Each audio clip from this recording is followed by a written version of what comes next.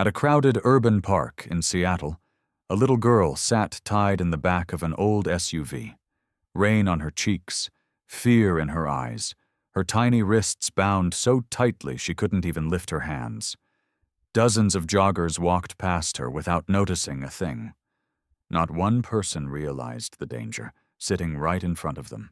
Her captor stood only a few feet away, pretending everything was normal. She didn't scream for help. She couldn't. The man who took her had warned her never to make a sound. But she had one chance left. One tiny signal no human would ever notice. She tapped her heel once, twice against the plastic cargo floor. A sound softer than a heartbeat. Too quiet for humans. Too small to notice. And somehow the 14 police dogs heard it. Their ears snapped upward, their bodies stiffened. Then without a single command, they sprang into action, sprinting straight toward her. Something was terribly wrong, and only the dogs knew it. What happened next would expose a secret that shook the entire world.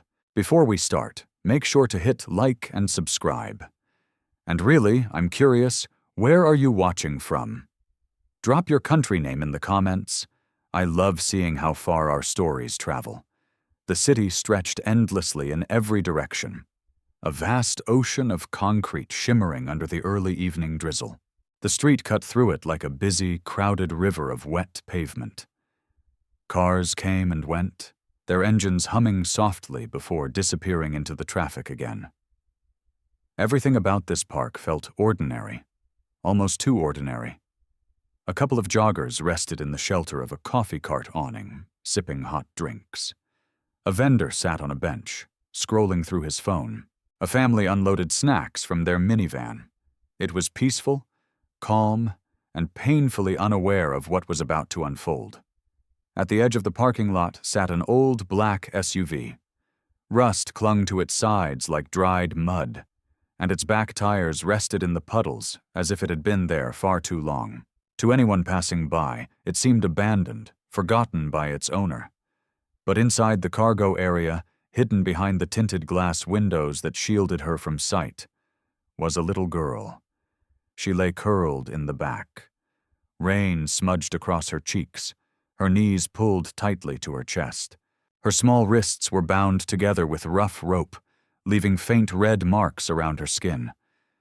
Fear clung to her like a second layer of clothing.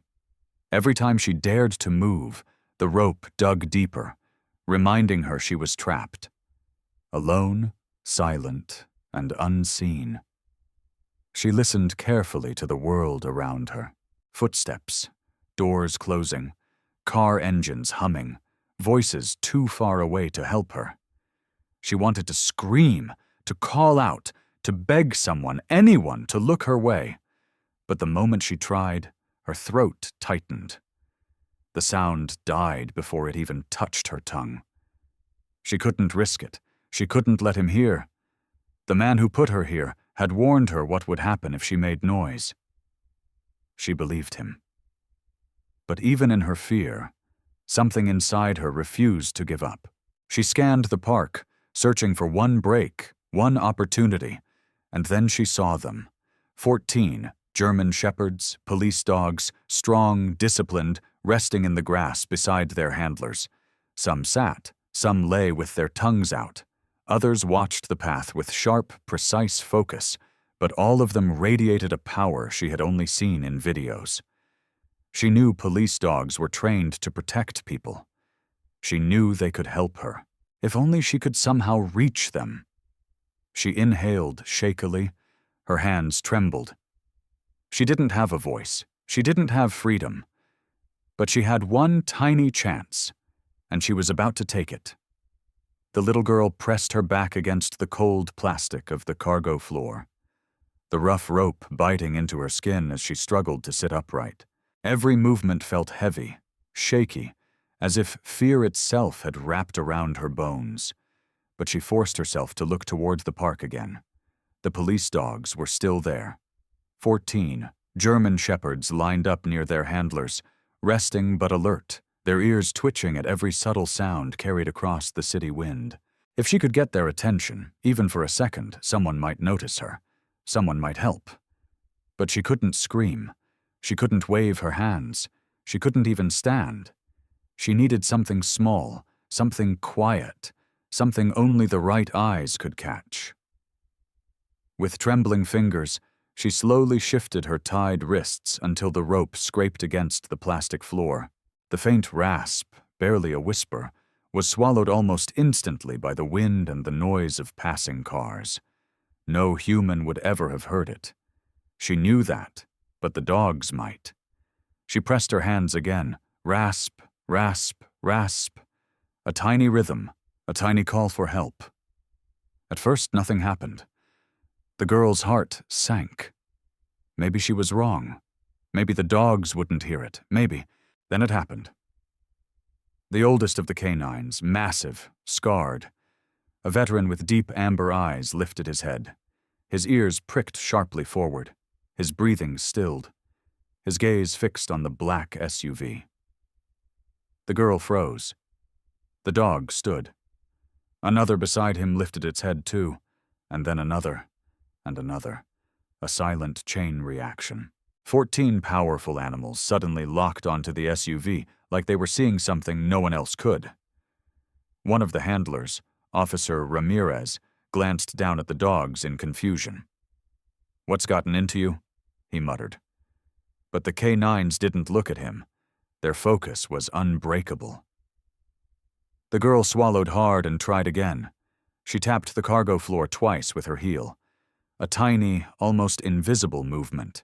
Again, no human noticed, but the dogs reacted instantly. All 14 heads snapped to the same point, the back of the SUV. Their bodies grew tense, tails stiff, chests rising in silent alarm. Ramirez frowned. "Guys, what are you seeing?" The dogs leaned forward, noses opening, trying to catch whatever unseen clue had triggered them. Their ears strained, their breaths quickened, and then the lead canine, the old veteran, let out a single sound. Not a bark, not a growl, a low, urgent woof, the alert call he only used when something was deeply, dangerously wrong. The handlers stiffened. The little girl's heart pounded. The dogs had heard her. They had understood her. And now they were coming. The moment the old veteran K9 released that low, urgent woof, the air around the park shifted. It was subtle, almost invisible, like the snap of a thread no one realized had been holding everything together. 1 second, the dogs were resting in neat rows beside their handlers, and the next every muscle in their bodies coiled as if preparing for battle. Their handlers barely had time to react. "Rex, what is it, boy?" Officer Ramirez asked, reaching for the dog's harness. But Rex didn't wait. He lunged forward, and the rest followed. 14 German shepherds exploded across the grass in perfect unison, kicking up puddles of water as they sprinted toward the black SUV. Their paws pounded the ground with thunderous urgency, ears pinned forward, eyes burning with laser focus. They didn't bark, didn't snarl. This wasn't aggression. This was purpose, pure instinct, pure training, pure alert. "Whoa, hey, stop! Hold formation!" another handler shouted. But the dogs didn't slow. They tore past picnic tables, startled joggers, and parked cars as if the world around them had ceased to exist. People screamed. A woman dropped her cup. A man jumped backward, thinking the dogs were charging at him. But Rex never wavered. He raced straight toward the cargo area, his breath sharp and fast, water flying beneath each stride. The others followed in a perfect V formation behind him, their bodies moving like a single unstoppable wave. Ramirez's heart thudded in his chest. "Something's wrong, really wrong," he shouted, as he and the other officers sprinted after the pack, trying desperately to catch up. The little girl in the SUV heard the pounding footsteps. At first, she thought it was the kidnapper returning, her breath caught, fear tightening her chest. But when she peeked over the glass edge, her eyes widened. The dogs were coming. all of them racing toward her like a storm. Her breath hitched with a mixture of hope and terror. She pressed her bound hands to her chest, unsure whether to cry or hide. But Rex's eyes, sharp, fierce, and deeply protective, locked onto hers from yards away. He knew. He had understood her signal.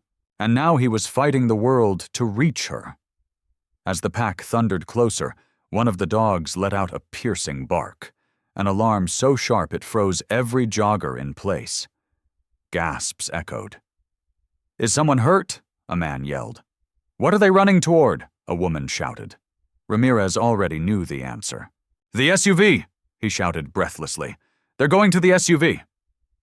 And as Rex reached the cargo area and leapt up with a single powerful jump, everything changed. The roar of pounding paws hit the park before anyone understood what was happening. Water spiraled into the air as 14 German shepherds charged across the parking lot, their bodies low, their eyes blazing with alarm. Joggers froze mid-step, drinks slipping from hands, conversations dying instantly as the pack thundered past. A mother pulled her children behind her. An elderly man stumbled backward, heart racing. A group of teenagers jumped onto a bench, shouting, "Why are the police dogs running? What's happening?" No one had answers, only fear. The handlers sprinted behind the dogs, breathless and struggling to keep up. "Rex, heel!" Officer Ramirez shouted, but his voice was swallowed by chaos. The K-9s didn't even glance back. Whatever they sensed was urgent enough to override every command they had ever been trained to obey. Rex reached the black SUV first. He launched himself onto the cargo area with a heavy thud, claws scraping plastic as he landed beside the terrified little girl.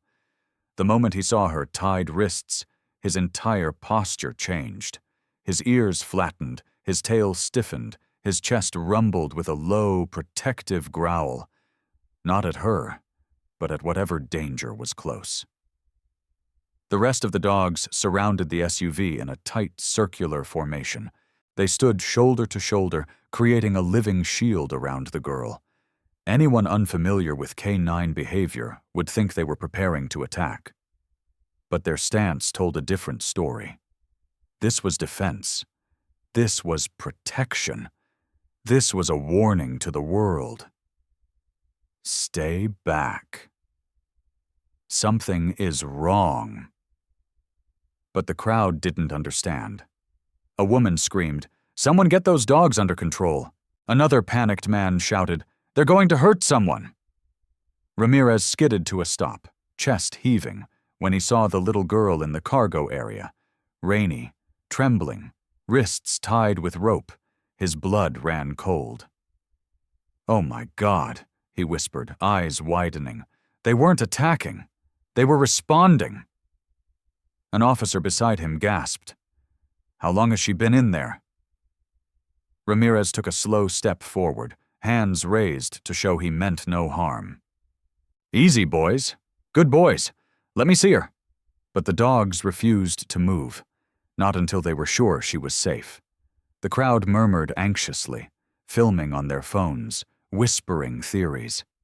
Is this a kidnapping? Was she abandoned? Did someone do this to her here? The girl looked at the officers, tears glistening on her cheeks. She wanted to speak, to beg for help, but fear had paralyzed her voice. Rex stepped closer, pressing his head gently against her knees. A soft whimper escaped her lips. And that was when the officers realized she wasn't just scared. She was in danger. Real, immediate danger. And whoever put her here might still be close. Ramirez lifted his hands higher, palms open as he approached the SUV, like someone stepping toward a wounded animal.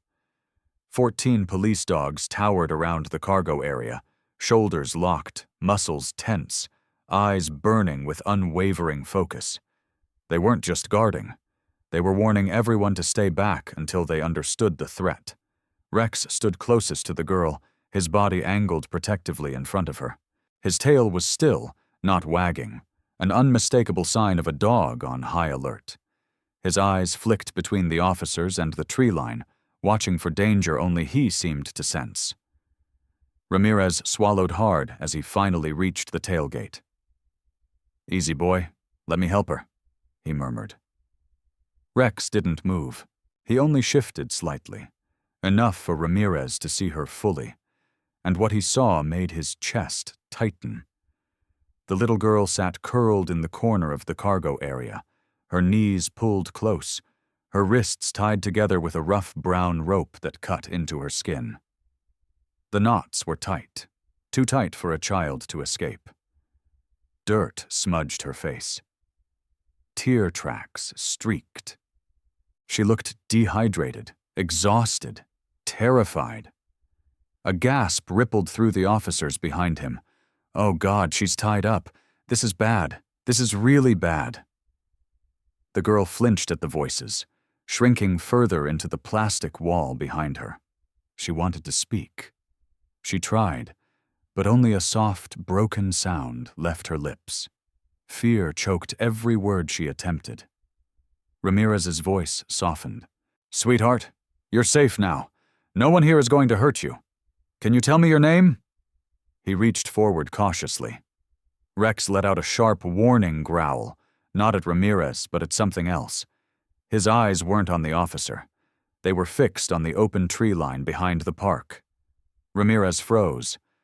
"What is it, boy?" The other dogs stiffened one by one, their ears shooting upward, their bodies rigid. Something in the air changed. An electric tension, a silent alarm only they could hear. But Ramirez forced himself to focus on the girl first. Her wrists needed freeing. Her safety came before everything else. He raised his hands again. "Okay, Rex, I'm just cutting the rope. All right, that's all." Very slowly, very gently, he reached over the cargo area with a pocket knife. Careful not to startle her, the girl whimpered softly as the blade slid under the rope. "It's okay," he whispered. "I've got you. You're okay." With a quick motion, the rope snapped. The girl gasped as her hands fell free. But before Ramirez could ask another question, Rex growled again, louder, sharper. And this time, all 14 dogs turned toward the same direction at once. Something, or someone, was coming. The rope fell to the floor of the cargo area like a dead snake. And for a moment, the world went strangely quiet. The girl pulled her hands against her chest, rubbing her sore wrists gently as if trying to convince herself she was actually free. But freedom didn't erase fear. Her breathing came in small, shaky bursts. Her eyes darted from Ramirez to Rex, to the empty tree line where the dogs now stared with unblinking intensity. Ramirez crouched beside the SUV, keeping his voice low and warm. "You're okay now, sweetheart. No one's going to hurt you. You're safe with us." She swallowed hard. Her lips quivered. She opened her mouth to speak, but nothing came out. No sound, just a sharp, painful tremble that shook her entire body. "It's all right, honey," another officer said gently. "Take your time." But the girl wasn't silent by choice. Fear had wrapped around her throat, locking her voice inside. She shook her head helplessly, tears welling in her already swollen eyes. She tried again, just a whisper, just one word. But it dissolved before reaching the air. Rex gently pressed his head against her leg, nudging her with surprising tenderness. His touch wasn't forceful. It was grounding, like he was reminding her she wasn't alone anymore. She touched his fur with trembling fingers. For the first time since she'd been taken, she felt something warm, something steady. Her breath softened, though her voice remained trapped. Ramirez watched her closely. Hey, look at me."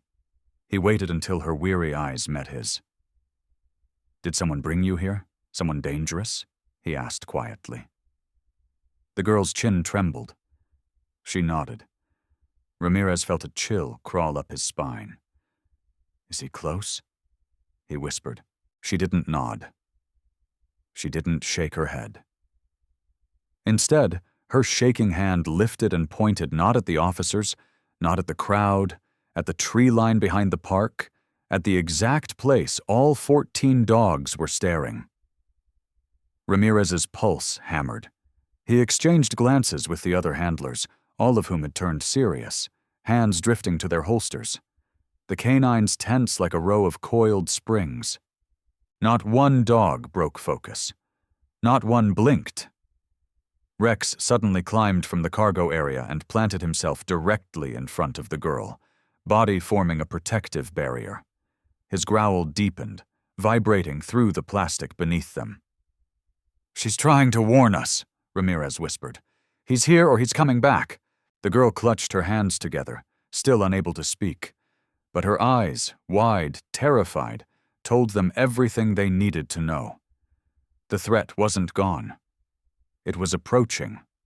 Ramirez straightened slowly, every nerve in his body tightening as the girl's trembling finger remained pointed toward the open tree line behind the park. The rain haze rose in wavering lines above the grass, distorting the horizon like a boiling mirage. Nothing moved out there. No cars, no shadows, no sound except the distant hum of the street. But the dogs sensed something, and that meant danger was real. "Fan out," Ramirez ordered quietly, his voice tight. "Search the perimeter. Someone did this to her, and he might still be watching." The officers nodded, splitting into teams. 2 circled toward the dumpsters. 2 scanned behind the coffee cart. Others began checking the far edges of the parking lot, eyes narrowed, hands resting on their weapons. The canine handlers loosened their grips, allowing the dogs to move freely. Immediately, the pack split. 7 dogs stayed guarding the girl in a tight, protective ring, forming an unbreakable wall of fur and muscle around the SUV. The other 7 lowered their noses to the wind, sniffing deep, searching for the scent that had triggered their alarm. Rex let out a sharp breath through his nose and leaned forward, drawing in every particle of air he could catch. Then he turned his head slightly, narrowed his eyes, and growled low. Ramirez followed his gaze. Footprints barely visible in the mud, half covered by the rain, but unmistakable deep impressions leading away from the SUV toward a small cluster of trees behind the park. Whoever made them had been here recently. Very recently. "Over here," Ramirez called. Officers jogged over, scanning the ground. "These weren't made long ago," one muttered. "He had to be watching us. Why leave her tied up?" another whispered. Ramirez knew the answer before anyone spoke. He planned to come back. The realization hit him like a punch. This wasn't abandonment. This wasn't random. The kidnapper had left the girl in the SUV and moved into the tree line to wait, watching her struggle, watching the park, waiting for the right moment to take her again. Then the girl had tried to signal for help, and the dogs had noticed.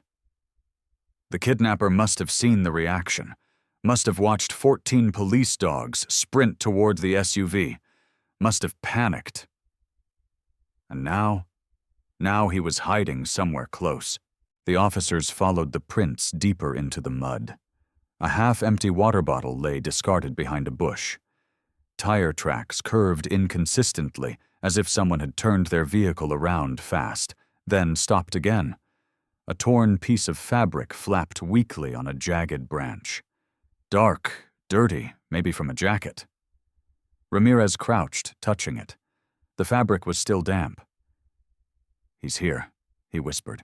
One of the canines barked, short, sharp, urgent. Rex stiffened, ears pricking, muscles quivering with readiness.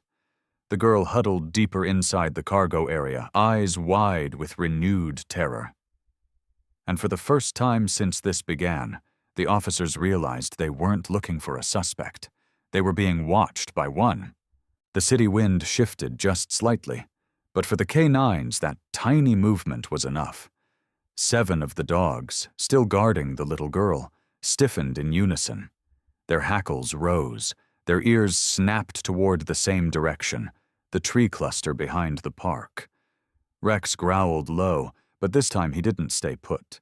He stepped off the cargo area, turning back once to check on the girl. She clutched the edge of the plastic. Fear etched into every line of her face. Rex nudged her knee softly, a promise, a reassurance before joining the other search dogs. Ramirez watched him go, breath tight in his chest. "He's got something," he muttered. "Let them lead." The 7 search K9s spread out like a perfectly trained tactical unit, their noses lowered, sniffing deep into the mud, following a scent trail the officers couldn't see. Every few steps, one dog would pause, ears twitching, then shift slightly, correcting course like a living compass. An officer jogged beside them. "This trail is fresh," he said, scanning the ground. "He didn't run far." "No," Ramirez answered. "He didn't run at all." Because the zigzag pattern in the prints wasn't from fleeing. It was from circling, watching, waiting, a hunting pattern. The officers swallowed hard at the realization. The kidnapper wasn't trying to escape. He was trying to return. The 7K9s picked up speed, weaving between trees, diving through brush, noses twitching with heightened urgency. Rex led the charge, tail straight, eyes locked on the shifting scent. He let out a sharp bark, one that made the other dogs accelerate instantly. "They found something," Ramirez said, running faster. The ground changed near the cluster. Mud disturbed, branches shifted, a boot print partially crushed beneath a layer of leaves. A broken twig, a dropped wrapper, a faint indentation where someone had been crouching. "Look at this," an officer whispered, pointing at the trees. "He was hiding right here, watching us the whole time." Rex let out a deep, vibrating growl. His nose hovered inches above the dirt, drawing in scent after scent. Then, with a sudden jerk of his head, he bolted to the left, pulling the entire search team with him. He wasn't confused. He wasn't guessing. He had the scent. Ramirez's pulse hammered. "Stay with them. Stay tight." The officers followed as the dogs dashed toward a narrow path behind the cluster. Mud clouded around their legs. Footprints grew clearer. The trail curved sharply, then disappeared behind a larger tree, swallowed by shadow. Rex skidded to a stop, muscles rigid, teeth bared. The others formed a semicircle, barking fiercely at whatever lay behind the trunk. And in that moment, every officer knew. The dogs hadn't just found a scent. They had cornered something or someone. The officers moved cautiously toward the tree. But as the dogs growled into the shadows, the little girl back at the SUV curled into herself, trembling. Her breathing tightened. Her eyes flickered with memories she had tried desperately to bury. And just like that, the world around her faded. The park, the police dogs, the officers, all of it dissolved into a different moment, a moment she could never escape. It had been afternoon. Warm. Safe. She remembered riding in the back seat of her mother's car, humming to herself, hugging her stuffed rabbit. They had stopped at this very park for a quick bathroom break. Her mother smiled and said, "Stay close, baby, don't wander." She didn't, not on purpose. She had washed her hands, looked up at herself in the mirror, eyes bright, ponytail a little crooked, and stepped outside into the sunlight. Her mother was just a few feet ahead, reaching for her phone. Then she heard it. A faint, desperate whimper. Puppy. The sound froze her in place. Behind the restroom building, from the edge of the maintenance shed, she heard it again. A soft, pitiful cry. She adored dogs. She watched police dog videos every night before bed. Her small heart couldn't ignore it. She walked toward the sound. Just a peek, she told herself. Just a look. Maybe a puppy was hurt. Maybe it needed help. But when she rounded the corner, there was no puppy. Only a man. Tall, dirty jacket, greasy hair, eyes too still. He smiled, a thin, chilling curve that never reached his eyes. "You hear it too?" he asked softly. "The puppy? He's scared. He needs you." She backed up a step. That made him smile wider. He moved fast, a hand over her mouth, a rag pressed to her nose, a whisper in her ear. "Don't fight." The world spun. Her legs weakened. She tried to scream, but the sound stayed trapped inside her. The sun blurred into streaks of white. Her mother's voice called her name once, just once, before everything went dark. When she woke, she was in the back of the old black SUV, hands tied, mouth dry, heart pounding. The man sat in the driver's seat, rummaging through a backpack. She pretended to sleep, her chest rising and falling in small, controlled breaths. Maybe if she stayed still, he would leave. Maybe she could escape. But then he turned. His eyes were cold, calculating. "You're going to stay quiet," he said. "If you scream, I come back. If you try to escape, I come back. If someone sees you, I come back." He pulled the cover halfway over her. Then he walked away. She stared at the sky through the cargo opening, tears pooling, but never falling. She didn't dare move, didn't dare breathe too loud. She waited. Minutes felt like hours, hours like days. The rain started falling. No one looked inside the SUV until she saw them. The police dogs. And something inside her sparked. A memory of a video. Canines can detect danger before humans. So she moved her toes, scraped the rope, tapped the plastic, and prayed they would hear her. The flashback faded. The girl jolted back into the present. Tears spilling freely, she gripped the edge of the cargo area as if anchoring herself to reality again. And far across the park, the dogs' growls deepened. They had found the place where it all began. The growls echoing off the cluster sharpened every officer's instincts.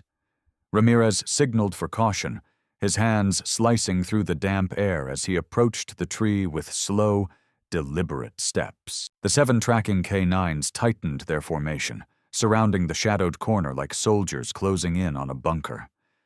Rex took the lead, body low, ears pinned forward, nose twitching violently, then a rustle, a scrape against bark. Rex barked, a deep bark that shook leaves from the tree's branches. The officers froze. "Hands where we can see them!" someone shouted.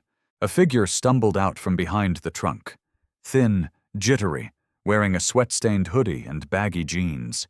His eyes were wide, frantic, darting between the officers and the growling dogs circling him. I didn't do anything," he cried, raising trembling hands. I swear I was just resting. I live out here sometimes, okay?" The dogs didn't relax, not even a little. Rex lunged forward, stopping inches from biting distance. The man yelped, nearly falling backward. 2 officers grabbed Rex's harness just in case. But the dog wasn't attacking. He was sniffing, assessing, judging. "Why are you hiding?" an officer demanded. "I wasn't hiding," the man babbled. "I heard yelling. I got scared. These dogs came at me like I killed somebody." Ramirez stepped closer, eyes narrowed. He scanned the man from head to toe. No mud matching the footprints they followed. No rope fibers on his clothes. Shoes too small, wrong pattern, wrong direction. This wasn't the one. But he was nervous about something. That part was clear. Ramirez crouched eye level with Rex. "Is this him?" he asked quietly. Rex didn't bark, didn't growl. He simply turned and walked away. The rest of the search K9s followed. The suspect released a shaky breath. "See, I told you I didn't do anything." "We'll need your ID," an officer muttered. But Ramirez had already tuned him out. The dogs were on the move again, fast this time, as if the wrong man had only sharpened their senses. They sprinted past the dumpsters, through the narrow path behind the coffee cart, noses glued to the earth. Mud flew behind them like smoke. The scent trail was strengthening. Ramirez's stomach tightened. "If the wrong man was hiding here," he whispered to another handler. "Where's the right one?" Rex stopped so suddenly that the officers nearly collided with him. His head snapped upward, nostrils flaring. Then he let out a sound none of them had heard all day. A howl, long, low, warning the universe itself. Something dangerous was close, something far worse than the nervous man behind the trunk and the real kidnapper. He was no longer running. He was circling back. A thick, uneasy stillness settled over the park, the kind that crawls across the skin like a warning. Even the wind seemed to stop moving, as if the city itself was holding its breath. Rex stood frozen, his body carved from tension, nose pointed toward the street. The other K9s mirrored him, silent, rigid, waiting.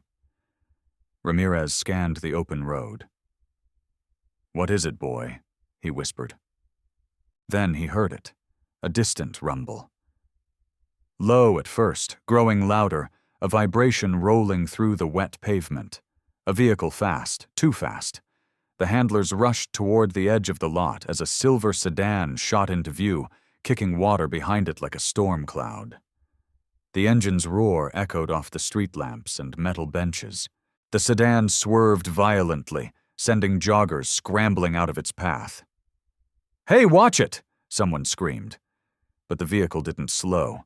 Ramirez's eyes widened. His hand flew to his holster. "Everyone back, move!"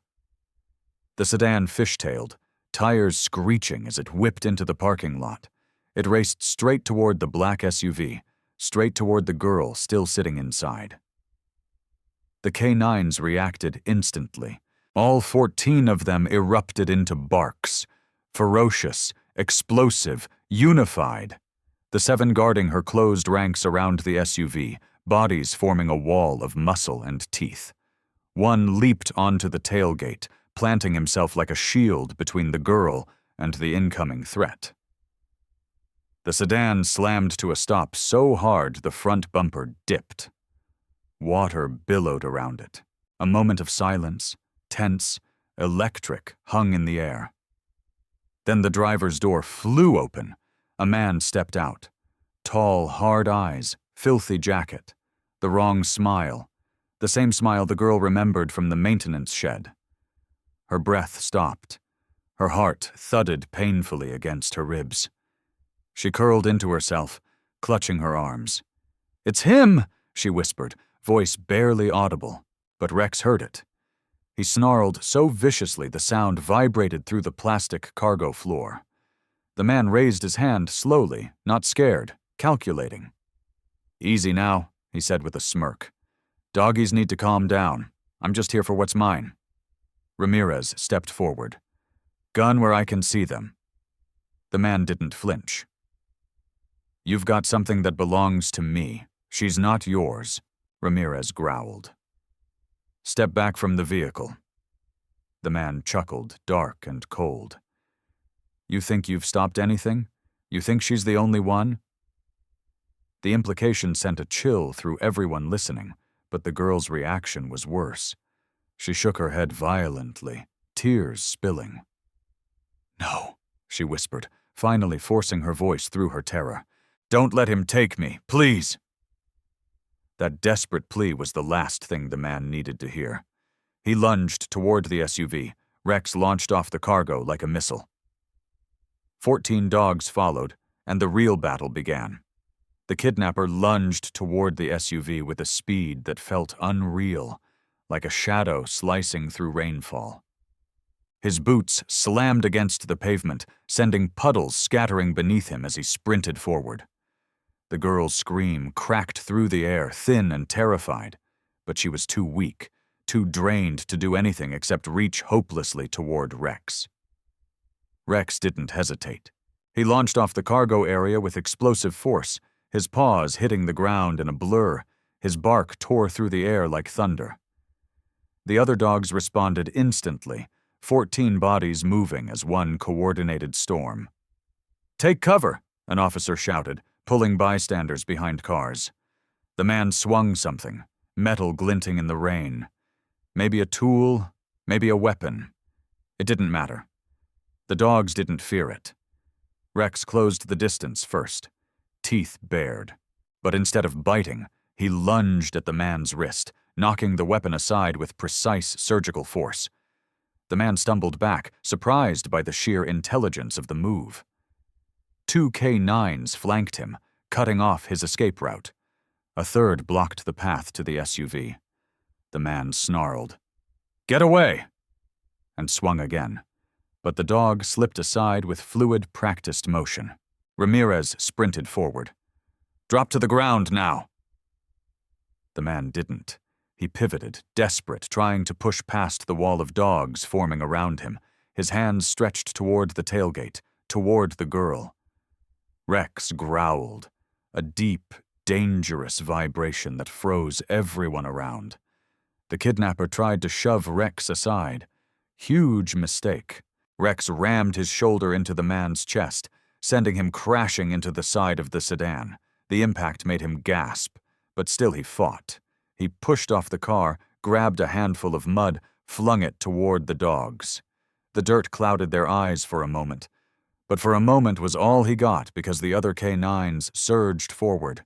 One clamped onto his jacket sleeve, pulling him off balance. Another bit down on his pant leg, not enough to maim, but enough to drop him to one knee. A third planted its paws on his chest, pinning him down with brutal efficiency. The man thrashed wildly, yelling curses, spitting rain, kicking his legs, but he couldn't break free. Ramirez rushed in, weapon drawn. "Hands behind your head! Do it now!" The dogs didn't let up until the kidnapper finally stopped fighting, until the adrenaline drained from his limbs, until the weight of 14 trained K9s and 10 armed officers crushed the last flicker of escape. Finally, Ramirez grabbed him, forced his arms behind his back, and slapped handcuffs onto his wrists. "It's over," Ramirez growled. "No," the man hissed through gritted teeth, smirking through the blood on his lip. "It's not over. You don't know what she is." Rex barked in his face so violently the man flinched. Officers dragged him away, but his last words echoed ominously in the air. The girl huddled in the SUV, trembling as the K9s surrounded her once more. The danger was over, but the mystery wasn't. The kidnapper's words still hung in the damp city air, dark, cryptic, unsettling. Officers dragged him toward a patrol vehicle, his twisted smile lingering even after he disappeared behind the wall of bodies. But the park wasn't watching him anymore. All eyes were on the little girl. She sat in the cargo area, knees pulled close, arms wrapped tightly around herself. Her breaths were quick, uneven, as if the terror inside her had finally found a crack to escape through. The dogs formed a half circle around her once again, this time calmer, protective, steady, waiting. Rex climbed back into the cargo area, nudging her gently with his muzzle. She flinched at first, then melted slightly under his touch, her tiny fingers curled into his fur. His warmth helped her breathe again. Ramirez approached slowly, crouching so he wouldn't tower over her. "Hey," he whispered softly. "You're safe now. He can't hurt you anymore." The girl swallowed hard. Tears welled in her eyes. For a moment she tried to speak. Her lips parted, chest trembling. Then her voice cracked into nothing but a thin gasp. "It's okay," Ramirez murmured. "Take your time. We're not going anywhere." She looked at the officers, at the K9s, at Rex, who hadn't moved since the moment she touched him. And something inside her broke open. The words came in sharp, trembling fragments. He told me if I called for help, he'd come back." Ramirez nodded slowly. "You were very brave." She shook her head vigorously, tears falling. "I tried, but I couldn't scream. I was so scared. I thought no one would see me." Rex leaned closer, pressing his forehead gently against her shoulder.